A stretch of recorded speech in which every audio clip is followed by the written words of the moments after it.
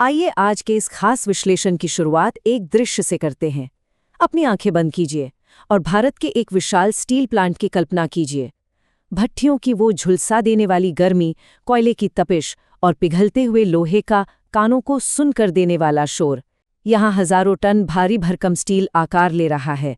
इसे तैयार किया जा रहा है यूरोपियन यूनियन के एक लंबे समुद्री सफर के लिए। आज हम कार्बन बॉर्डर एडजस्टमेंट मैकेनिज्म यानी CBAM की गहराई में उतरेंगे, क्योंकि 1 जनवरी 2026 से इसका निर्णायक चरण लागू हो चुका है। अब जरा सोचिए, वही स्टील से लदा हुआ विशाल समुद्री जहाज हजारों मील की लहरों को चीरता हुआ यूरोप के रॉटरडैम बंदरगाह पर पहुंचता है। लेकिन वहां पहुंचते ही अचानक वो एक अदृश्य मगर बेहद महंगी दीवार से टकरा जाता है। ये ईंट पत्थर की दीवार नहीं है, ये टैक्स की एक अदृश्य दीवार है। और यही आज के वैश्विक व्यापार की नई और बेहद कठोर सच्चाई है। जैसे ये मुद्दा अचानक सुर्खियों में क्यों है? CBAM का असली ढांचा क्या है? यूरोप के उत्सर्जन व्यापार प्रणाली यानी EU ETS से इसका क्या नाता है? भारतीय निर्यात पर इसकी क्या मार पड़ेगी?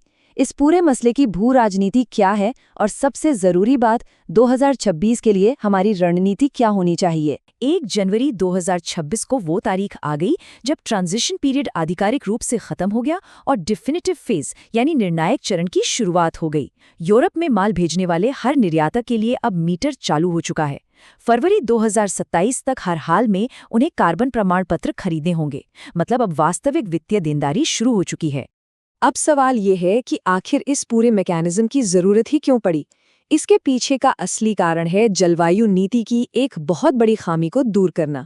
इसे समझने के लिए 2 अहम बातों पर गौर करते हैं। पहला, कार्बन बॉर्डर एडजस्टमेंट मैकेनिज्म या CBAM, जो असल में यूरोप में आने वाले आयातित सामानों पर उनके अंदर मौजूद कार्बन एमिशन के बराबर टैक्स लगाता है।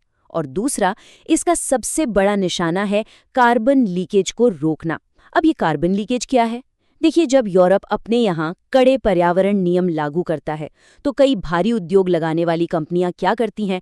वो अपनी फैक्ट्रियों को यूरोप से समेटकर उन देशों में ले जाती हैं जहां पर्यावरण के नियम थोड़े ढीले हैं। इससे दुनिया का कुल उत्सर्जन तो कम नहीं हुआ, बस प्रदूषण की जगह बदल गई। पूरी दुनिया के नक्शे की जरा कल्पना कीजिए। ये समझना बहुत आसान है कि कैसे कोई भी मल्टीनेशनल कंपनी कार्बन टैक्स का पैसा बचाने के लिए रातों रात अपना मैन्युफैक्चरिंग प्लांट यूरोप से उठाकर किसी विकासशील देश में शिफ्ट कर सकती है। शुरुआत में इस मैकेनिज्म ने दुनिया के 6 सबसे ज्यादा ऊर्जा सोखने वाले यानी भारी ऊर्जा खपत वाले कोर सेक्टर्स पर अपना शिकंजा कसा है। ये हैं लोहा और स्टील, एल्यूमिनियम, सीमेंट, उर्वरक, बिजली और हाइड्रोजन। लेकिन जरा ठहरिए, बात सिर्फ कच्चे माल तक नहीं रुकी है। हाल ही में हुए विस्तार के बाद अब लगभग 180 डाउनस्ट्रीम उत्पाद भी इसके दायरे में आ गए हैं। कार के पुर्जों से लेकर वॉशिंग मशीन तक, हर वो चीज जिसे बनाने में इन कच्चे मालों का भारी इस्तेमाल हुआ है, अब इस टैक्स के रडार पर है। हमें यूरोप के घरेलू बाजार के काम करने के तरीके को देखना होगा। इस प्रणाली का नाम है European union emissions trading system या EU ETS। ये पूरा सिस्टम कैप एंड ट्रेड के सिद्धांत पर चलता है। अगर कोई कंपनी प्रदूषण करती है तो उसे हर टन कार्बन के लिए भत्ते यानी अलाउंस खरीदने पड़ते हैं। बाजार के उतार चढ़ाव के बीच हाल ही में इनकी कीमत 87 से 90 यूरो प्रति टन के आसपास रही है। CBAM का सीधा सा फंडा ये है कि विदेशी आयातकों को भी बिल्कुल यही कीमत चुकानी होगी। पंच लाइन बहुत साफ है, प्रदूषण आपने किया है तो कीमत भी आपको ही चुकानी होगी, फिर चाहे आप दुनिया के किसी भी कोने में क्यों न बैठे हों।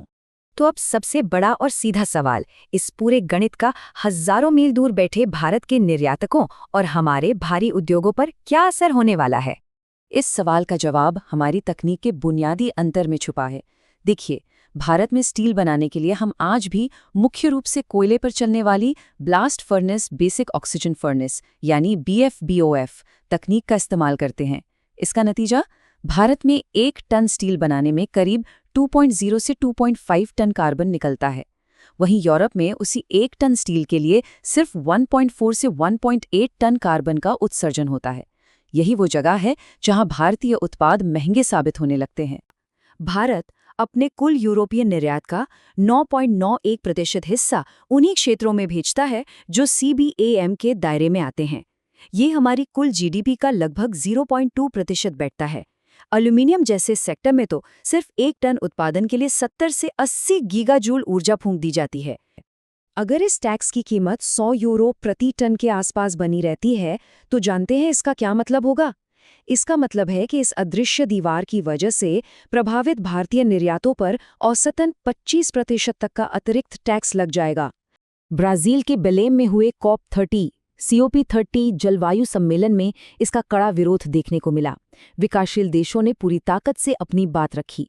भारतीय प्रतिनिधिमंडल ने तो यहाँ तक कहा कि यूरोप जिसे समान अवसर कह रहा है, वो असल में ग्लोबल साउथ के विकासशील देशों पर थोपा गया एक अन्यायपूर्ण जुर्माना है। उनका सीधा आरोप है कि ये कदम जलवायु बचाने के लिए नहीं, बल्कि ग्लोबल नॉर्थ के उद्योगों को फायदा पहुंचाने के लिए उठाया गया है। अब जब उभरते हुए देश अपना औद्योगिकरण कर रहे हैं, तो उन पर ये बंदिशें क्यों? ये देश संयुक्त राष्ट्र के अनुच्छेद 3.5 का भी हवाला देते हैं, जो साफ कहता है कि जलवायु नीतियों की आड़ में अंतर्राष्ट्रीय व्यापार पर मनमाने प्रतिबंध नहीं लगाए जाने चाहिए। कूटनीतिक स्तर पर चाहे जो भी बहस चल रही हो, लेकिन जमीनी सच्चाई ये है कि नियमों का ये पहिया घूम चुका है और व्यवसायों को अब लाल फीताशाही और कागजी कार्रवाई से निपटने की तैयारी करनी ही होगी। CBEM अब कंपनियों की वार्षिक रिपोर्ट में एनवायरनमेंट, सोशल एंड गवर्नेंस यानी ESG की कोई मीठी मीठी कहानी नहीं है। ये सीमा पर लगने वाली एक वास्तविक और कठोर लागत है, एक ऐसी वित्तीय सच्चाई जो ये तय करेगी कि यूरोप के बाजार के दरवाजे आपके लिए खुलेंगे या हमेशा के लिए बंद हो जाएंगे। तो इस विश्लेषण के अंत में एक बहुत ही गहरा सवाल हमारे सामने आकर खड़ा हो जाता है। अगर जलवायु संकट आज के व्यापार की सबसे बड़ी सच्चाई है, तो इस कार्बन की अदृश्य दीवार से दुनिया का क्या होने वाला है? क्या ये मैकेनिज्म वाकई हमारी धरती को बचाएगा, या फिर ये दुनिया को डीकार्बनाइज करने यानी एक हरित भविष्य की भारी भरकम कीमत को बड़ी खामोशी से विकासशील दुनिया के कंधों पर डाल रहा है? ये एक ऐसा सवाल है जिस पर आपको और हमें गंभीरता से सोचना होगा। अगर ये वीडियो आपको पसंद आया हो तो लाइक जरूर करें, शेयर करें उन दोस्तों के साथ जिन्हें UPSC, लॉ या जनरल नॉलेज की तैयारी करनी है, और हाँ, सब्सक्राइब करें। आप अपने सुझाव या सवाल नीचे कमेंट में लिख सकते हैं। UPSC एंड कॉम्पिटिटिव एग्जाम की गाइडेंस या मेंटरशिप के लिए संपर्क करें। Our contact information is given in description. धन्यवाद। मैं हूं कृणाल ठाकुर। मिलते हैं अगले भाग में। जय हिंद।